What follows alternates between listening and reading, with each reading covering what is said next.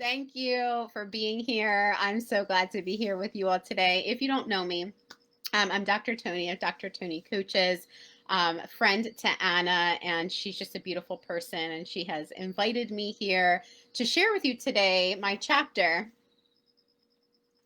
in our beautiful book, which actually has 25 wellness practitioners in it. And that means that there are 25 chapters, and every chapter has an inspirational, real, raw story in it from our lives, each of our lives. And I have not shared my story in quite this way, the way I have in this book. And I'm going to share that with you today. So I'm incredibly eager and honored and just excited to be here. And I'm so appreciative of everyone that comes on. If you come on, say, hey, let me know. I see numbers are climbing, so please let me know if you're here. If you don't comment, then I can't tell who it is that's popped on. So if you want me to know you're here, please tell me. This is what our beautiful book looks like. You can see it.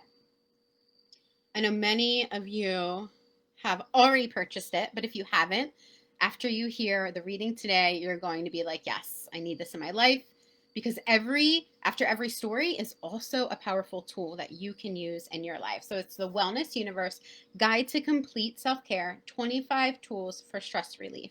And I am chapter 12. So I'm going to hop in. That way I have time for questions, hopefully, at the end. And I'm going to read you my chapter. My chapter is called De-Clutter Your Mind, Enhance Productivity Without the Burnout.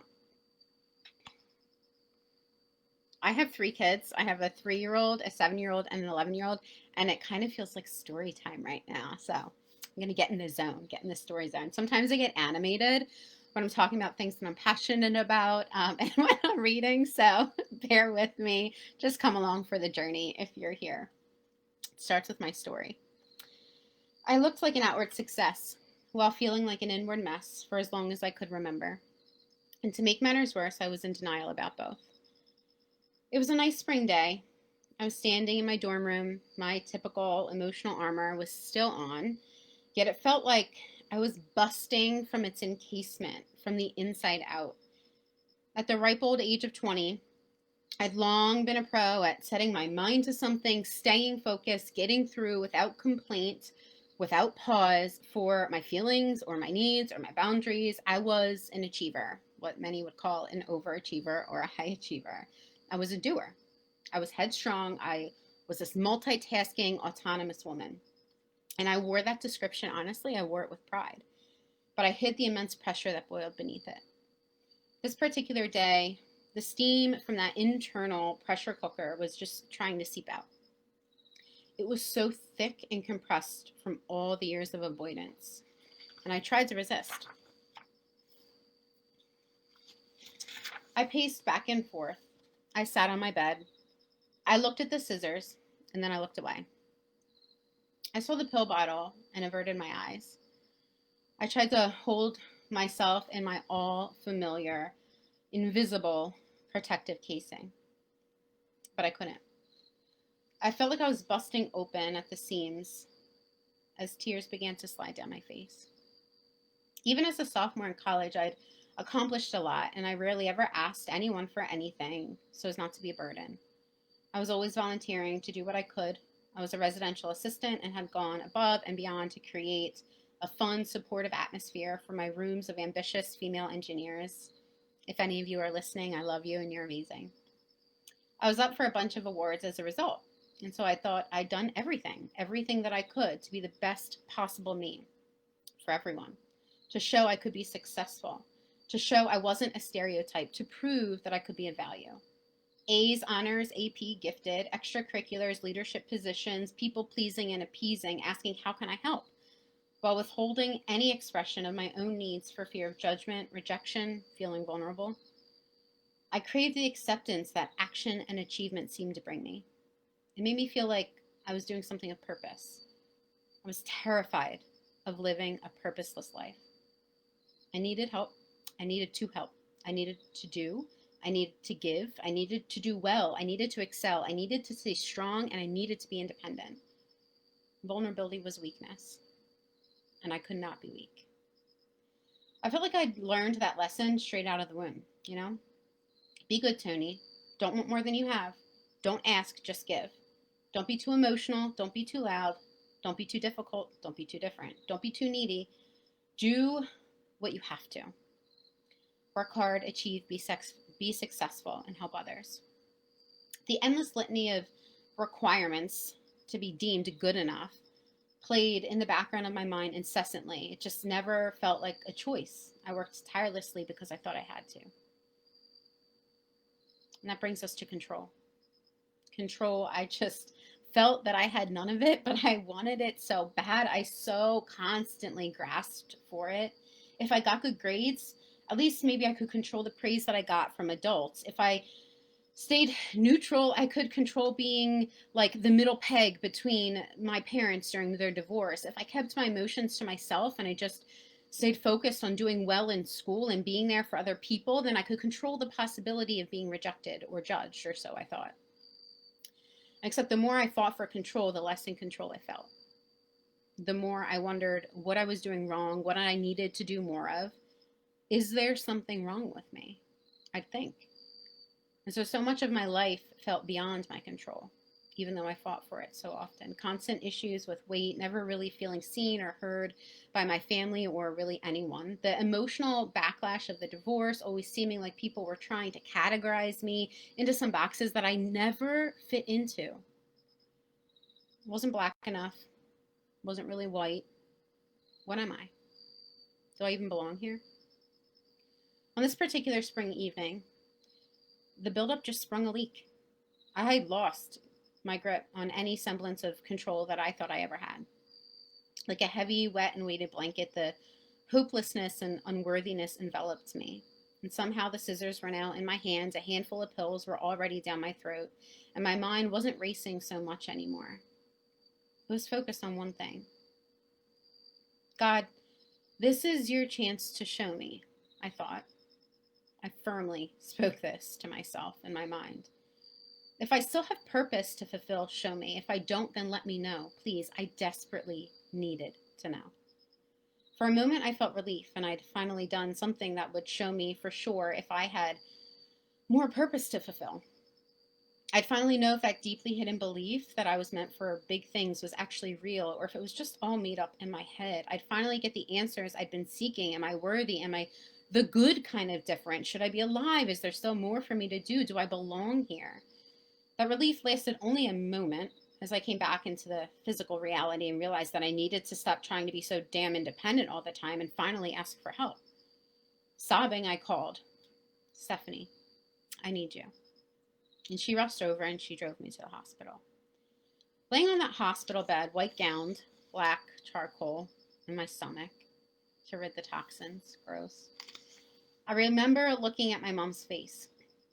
I wondered what she was thinking, but I didn't dare to ask. I had this awkward silence, awkward silence, awkward silence. Doctor talking, me still feeling unseen, unheard, and completely misunderstood. They called it attempted suicide.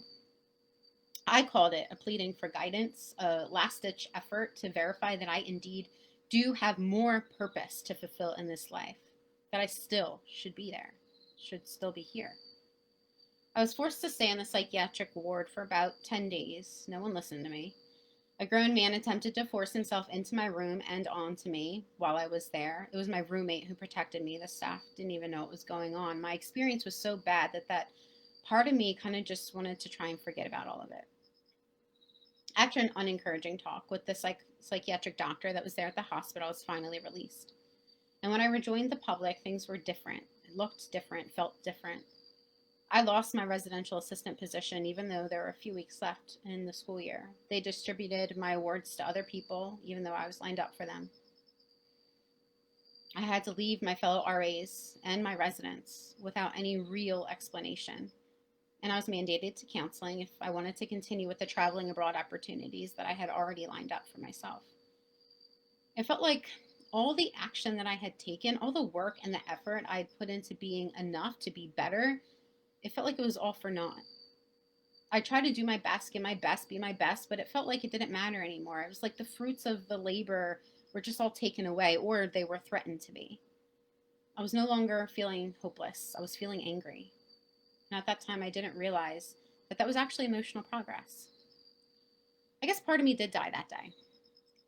I left those experiences with a completely different outlook on life. I wasn't feeling hopeless anymore, but I did feel this renewed sense of purpose. And for the most part, no one knew I was dealing with anxiety. They didn't know I was dealing with depression. And if I'm honest, I guess I really didn't know that either. I felt so misplaced, like I didn't fit in or belong for so long, that the anxiety and depression experience had just become my familiar.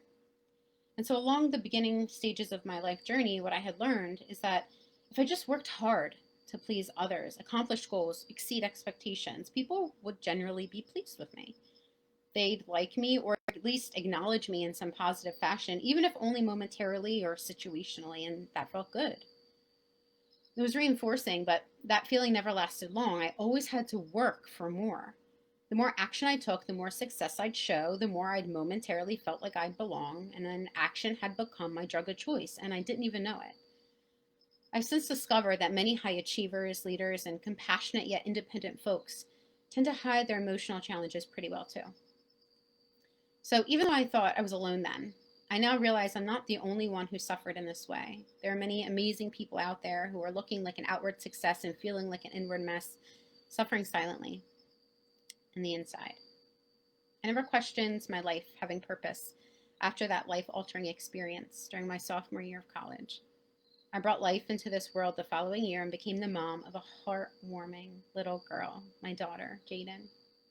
She brought an even more powerful purpose to my life. She reminded me of how precious life is and how powerful we as humans are. We have the power to create and to nurture and to mold our lives. And I was determined. I was going to use my power for good. I didn't pause long after this, though. My daughter, she was by my side in my classes at only a week old. I pumped on the bathroom floor at the university. I went straight into getting my first master's degree as soon as I graduated with my bachelor's. And she was on my hip the day of graduation as I walked across that stage to receive my hard-earned diploma. I didn't realize it at the time, but looking back, that spring day marked the beginning of a kind of new era for me. Having my daughter the following year was a clear indicator of the significance of that new era. Despite my renewed sense of purpose and my dedication to crafting a supportive and loving life for my daughter, it took several more years and a few bouts of burnout before I learned how addicted to action I had really become. The pains of my past had been harnessing the reins of my future for far too long. And I believed that since I had on my emotional armor and I was focused on achievement, taking tons of action and being super independent, then I was taking control of my life. That's what I had believed. I thought all of this meant I wasn't playing a victim role. I didn't want to resonate with feeling like a victim of anything or anyone because it led me back to that place of feeling powerless. And I refused to feel powerless. Yet I had let my goals and the veracity of my constant need to do to just define me. There were plenty of signs that I was feeling out of control and overwhelmed, but I ignored them.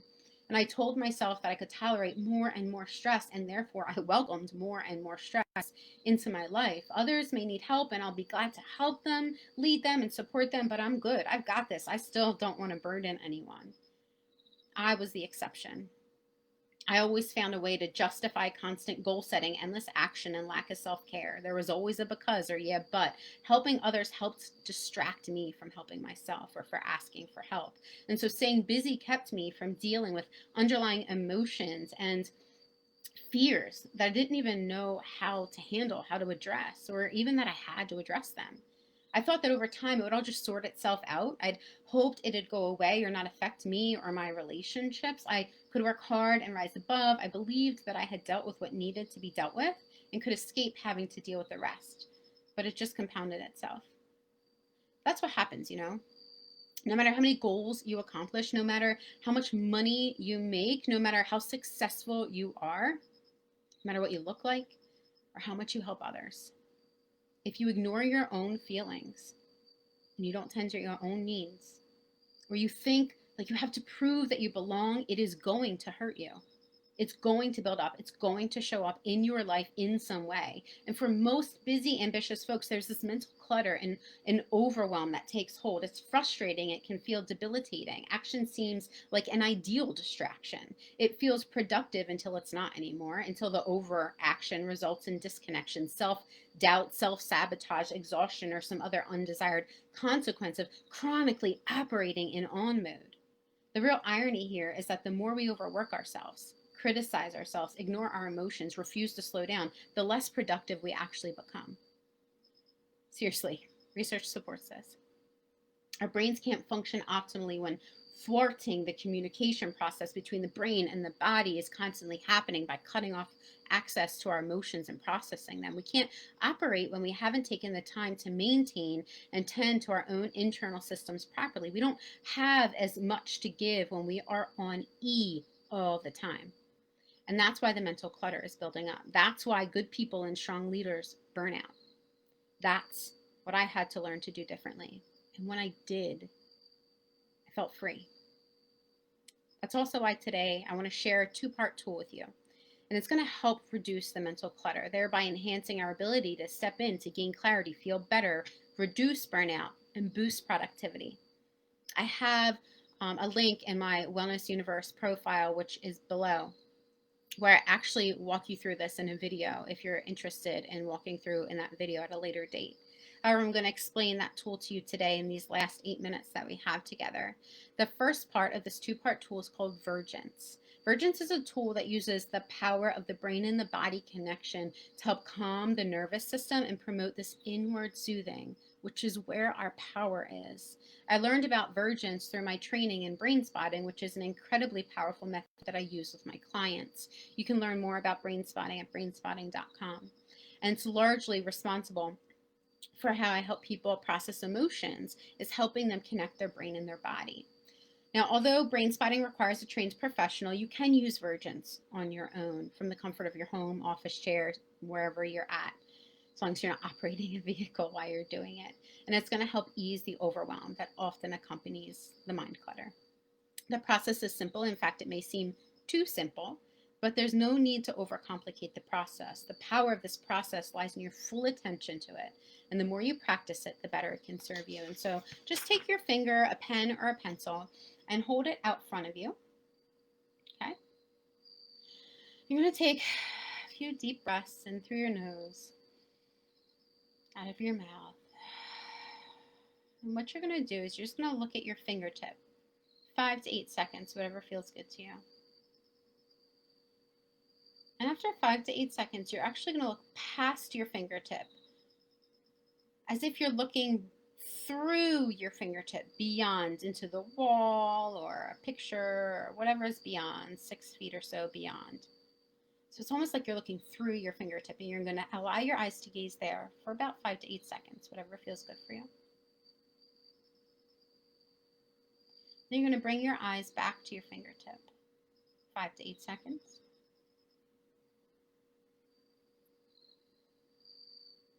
Beyond your fingertip, 5 to 8 seconds.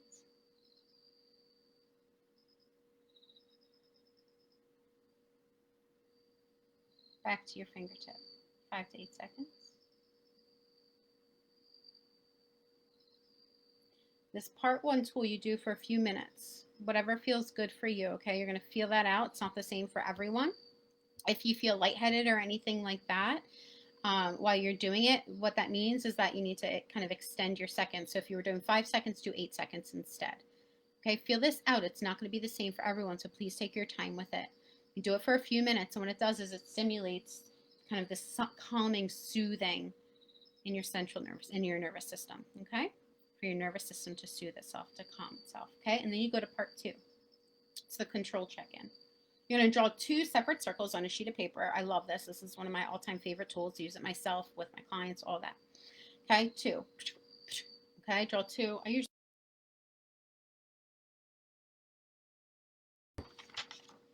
Okay, simple. 2 circles.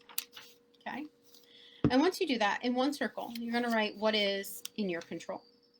And in the other circle, you're going to write what is outside of your control, with specific regard to an identified stressor. So don't just write everything that's outside of your control in your entire life and everything that's in your control in your entire life. No, you need to first identify what is the individual stressor that you're wanting to hone in on, that you're feeling the most right now. And with that specific stressor, how are you feeling about it? Anxious, worried, sad, angry? How are you feeling about it? And from there, in one circle, right, this is what's in my control. And in the other circle, right, This is what's outside of my control. And once you've done that, truly taken some time to honestly respond to and show up for that, then bring all your attention and all your focus to that in control circle. And as you focus on that, get really clear and really specific about what next step you're going to take from what is within your control that you are choosing intentionally to focus on. I will tell you, this two-part tool is so powerful. You will feel the difference. And the more you practice it, the more it's going to serve you. Okay, so I hope you all enjoyed my chapter. It's a little bit of my heart on a few pages here for all of you. And I'm going to look at the comments and see if there's any questions, any concerns. Anna, I can't wait for your own independent book. Anna, if I could tell you what I have been having on my mind, you may be in store for that in 2021. Thank you, Vanessa. Thank you, Jennifer. Thank you for being here, Heather. Yes, yes. Let me see some of the other comments. Let me know if you have any questions, anything at all. Anna, thank you for being so brave, she said, and sharing your story. I cried when I read it. Thank you. Thank you. I appreciate that. I really do. Who would have known, right, how powerful it is for us to share our stories, both for ourselves as well as for those that read our stories. It's so inspirational. It's so powerful. It's encouraging. It's empowering from the inside out for me. And then I know for those that have read it, that have reached out to me and told me how impactful it was for them in their lives. If you have a story and you're hesitant to share it, maybe you're not ready to write a book, and that's okay. But share it with someone you trust. You don't need to hold it in. And if you can resonate with anything at all that I've shared here today, please reach out. Please reach out. I will put my email address in right now. It's hello@drtonycoaches.com. And I also put in the comments section, I put my Wellness Universe link in there, as well as my YouTube channel where I provide all kinds of videos, just free support and content and things like that. So please don't hesitate to reach out there. You are all so worthy. And if you're feeling a bit stuck or stagnant, too stretched or stressed, know that there is a time to take a break and there's a time to reach out and get help so you can move forward. All right, so wherever you're at in your journey, please don't hesitate to reach out. Thank you so, so much for being here, for spending time with me, for listening to my story and sharing this space with me. Thank you, Jennifer. Thank you. Thank you. I know, Anna, I'm excited too. It's all pure inspiration and action that's coming out of that. So we'll see where that takes us, but I'm excited.